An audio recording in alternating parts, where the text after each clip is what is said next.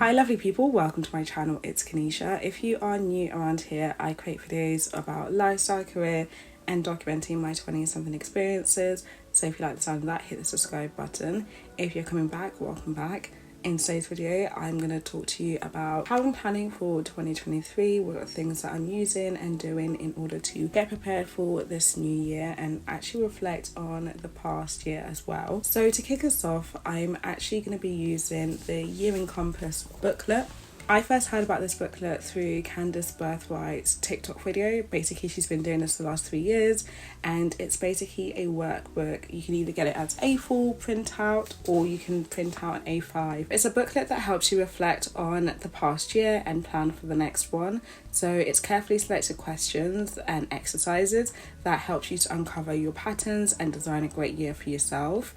And there's two parts to it. The first part of it is a review, a learn from experience, and a celebrate the year you're leaving behind. And the second part is all about the future. So we'll be dreaming, planning, and preparing to get the most out of the new year.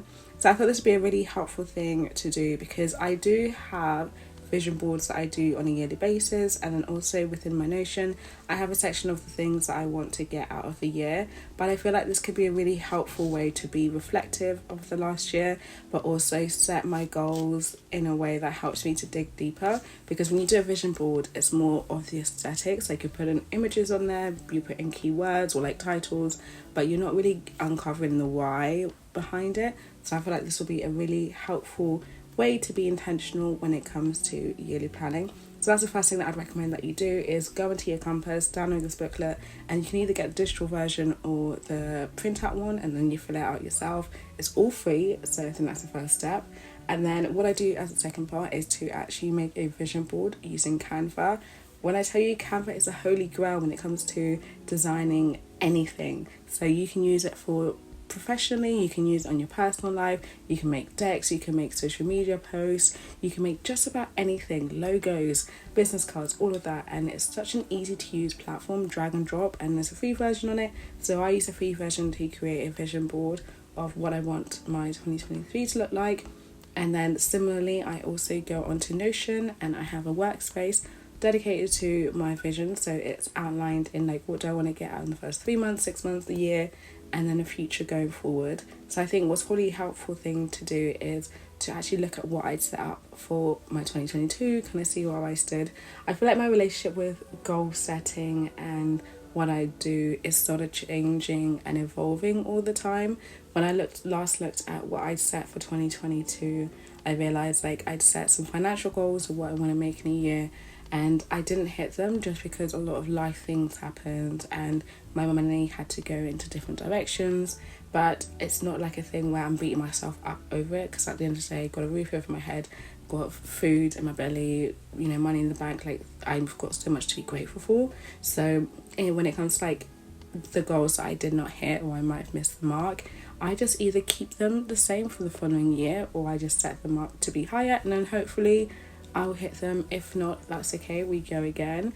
But I think I also want to be intentional about what I write on there. So rather than it be like, I'm going to go to the gym 5 times a week, I want to be more like, I plan to move my body every single day, and then list out the different ways that I will be able to do that, so that I can focus on incrementally inputting habits into my life, rather than like January 1st, I've got like 12 new things that I'm trying to add to my routine. I would much rather be more specific and try to just implement 1 thing a month or 2 things a month, just so I can get it as part of my lifestyle. And I think Atomic Habits is a really good book to talk about how we should incrementally think about the lifestyle changes we want to have, and say, who am I trying to become and what kind of things does that person do, so that I can do those things rather than be like, I'm changing my whole life within a month. So that's kind of like my philosophy at the moment when I think of goals, what I've set. And definitely like within a year you go through so many different experiences. So if you're watching this and you've not hit your goals, that's okay. There's some goals that I've not hit. There's some goals that I didn't know I even had as a goal until like halfway across the year comes along and I'm like, oh my gosh, I'm gonna set that as a goal. So these things evolve. It's all of meant to be, like this says here, a compass, you know, something to guide you along the way so you can see if you are headed in the right direction. So I will show you an example of one of the questions in this workbook. So the first one is to go through your calendar, go through last year's calendar week by week and see if there's any important event, family gathering, family get together or significant project, write it down here. And then this could be things like your birthday, the birth of somebody important to you. Then there's the next section which is like, this is what my last year was about. So there's different sections here to basically ask yourself what were the significant events that happened inside of your life, and fill it out. So mental health, physical health, habits that define you, friends, community. And then 6 sentences about my last year. So the wisest decision that I made, the biggest lesson that I learned, the biggest risk I took. And I think this is just going to be a really helpful way to reflect and just to think about the year, how it's gone, and then from there let it inspire how the next year's going to go. So let's do that, and then I'll show you my vision board and how I put that together. That's my Notion board. I just duplicated what I put down for 2022, but updated it slightly for 2023 and added a few new things. Like I mentioned before, most of the things on my list there are like habits that I want to implement and lifestyle changes, as well as like goals like where I want to visit country-wise for travel. There's only a handful of things that are numerical figures as like what I want to go for, and as I haven't hit those yet, I'm going to keep them the same as they are, and then 2023 I'll do that. And what I have when I have these goals set up, I try then next to go into each one of them and think, what can I do to make sure that I implement it? So if I have a savings goal to save X amount of money in the year, I need to start asking myself, how would I go about achieving this? I think about the different sources of income that I have. I think about what are the new things that I could be looking into to generate more money to reach that target. I can think about what could be my 6-month check-in to see if I'm on track to hitting that. So maybe it might be half the figure in 6 months' time, or it could be that I just need to make sure that I have certain systems in place. So if I've figured out that I need 2 more sources of income, then I need to dig deeper into what those sources of income would be, how that would look like, what steps do I need to take to do those things. Another goal that I have is a reading one. So I've got read 2 new books a month, and the goal is to hit 24 books. So if I want to do this, what can I be thinking about putting in place to make sure that I read those 2 books a month? But even with that, like I recognize there will definitely be peaks and troughs as to when I'd be like reading a lot versus when I might not read. Like for example, I have been reading the same book since October, and for me that's fine with me right now. It's just I'm not in a reading space, but the fact that I can pick up and read 20 pages in a week feels like a win. So I will recognize that there'll be peaks and troughs within that, but I need to make sure that to show up and be consistent, because that's my theme for 2023, consistency, because consistency reaps a lot of rewards and it's a foundation to pretty much everything.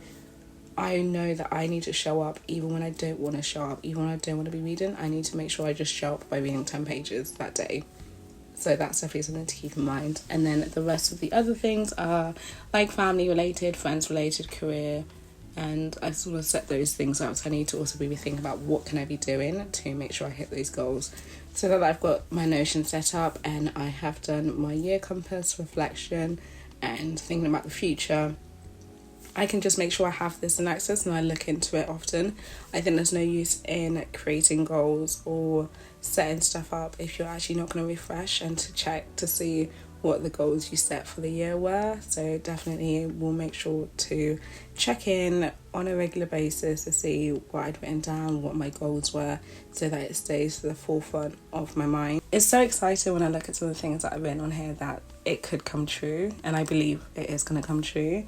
So just have that, and then also like when I've looked back at past things that I put on my vision board and it's come true, I think it's just such a beautiful thing to have as a thing that exists. So wish you all the best when you think of your 2023, what your goals are and what you set as targets. Definitely don't be hard on yourself if you haven't hit those targets in 2022. That's okay, you've got a whole nother year to go about it again. Thank you so much for watching.